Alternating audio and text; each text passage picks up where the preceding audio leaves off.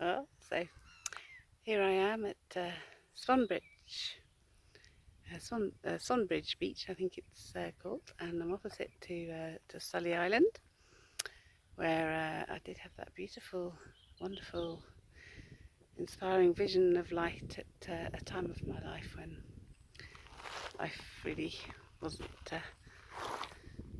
worth living for me. It was. I would never leave my children, and but I also had nowhere to go. My marriage was absolutely broken beyond repair, and no communication, no ability to discuss or reason. And so, following the doctors, I was going to go to the park, and then I decided to come down here, and this vision of light appeared as I cried my eyes and heart out and said, God, I just can't carry on anymore. Anyway, so I'll come down here just to make a little video for the Best You show. I was on there yesterday, and I'm on again today, and the show is all about love and consciousness and many alternative therapies, which I know sometimes the churches or people of faith don't always understand.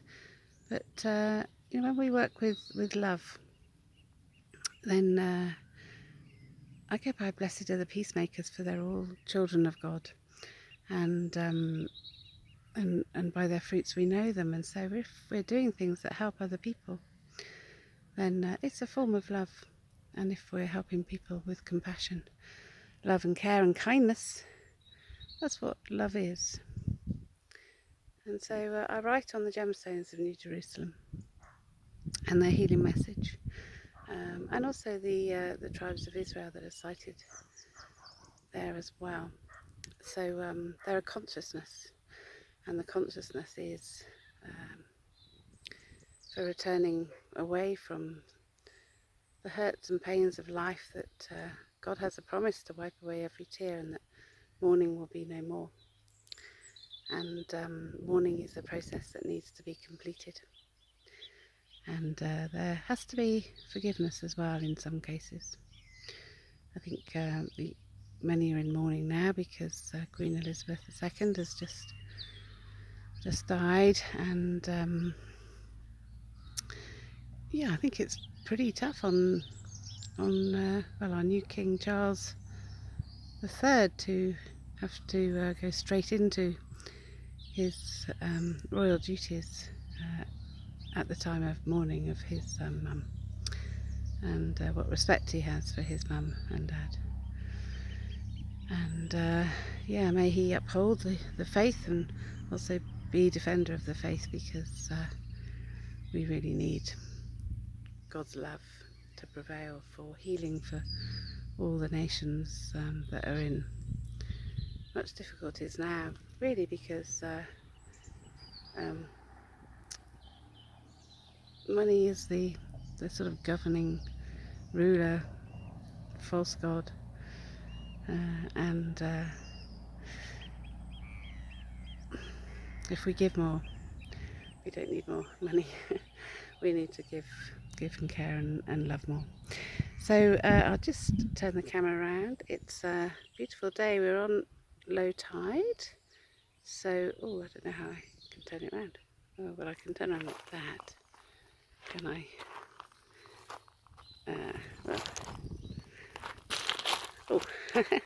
Not very good at IT. Okay, I'll turn back around. So, low tide. You can see there's a wonderful sandbank out there, which you can only see and get to at times of low tide. I only just recently went there.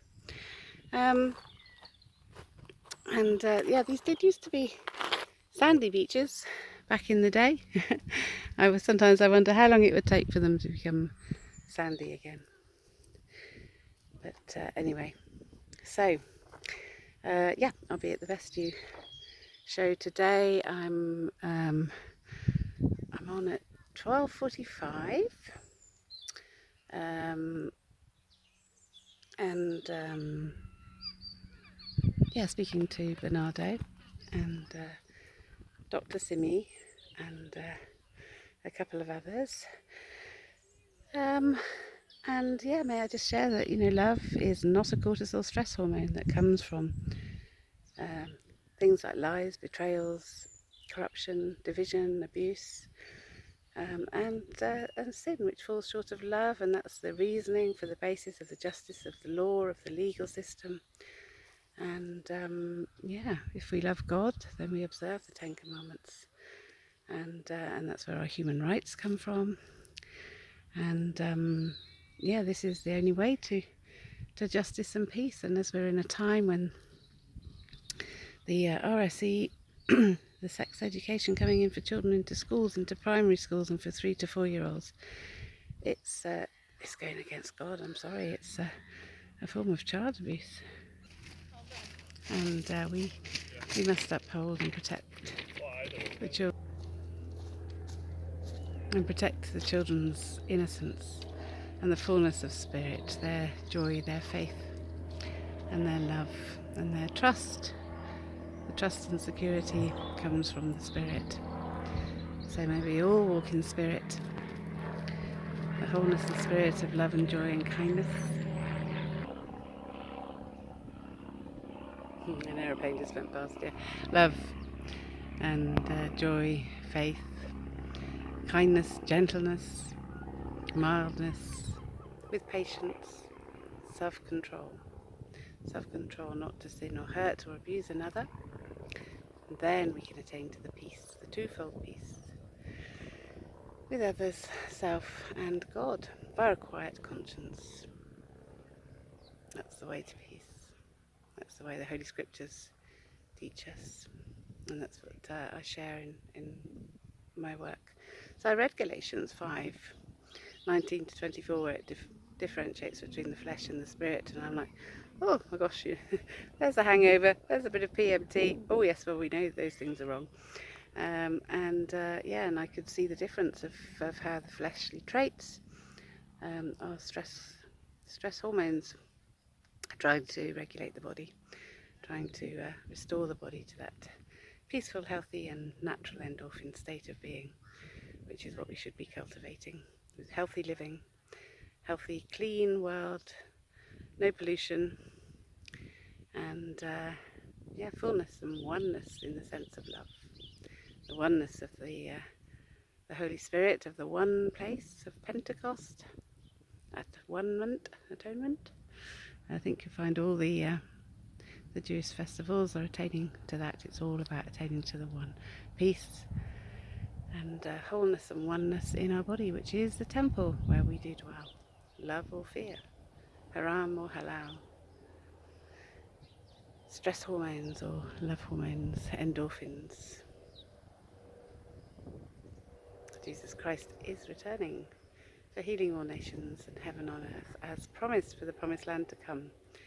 So I share my thoughts on all of these things in poetry, and I thank God for my poetry, because I never planned to write poetry, and I'm not academic or a literature student as such.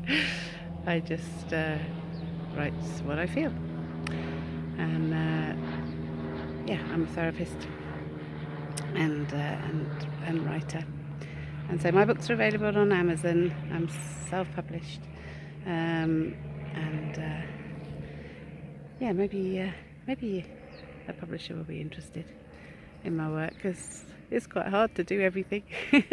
Social media, marketing, promoting, writing, work, looking after home. It's a lot. So I just do what I can, and I trust in God to do the rest. God bless.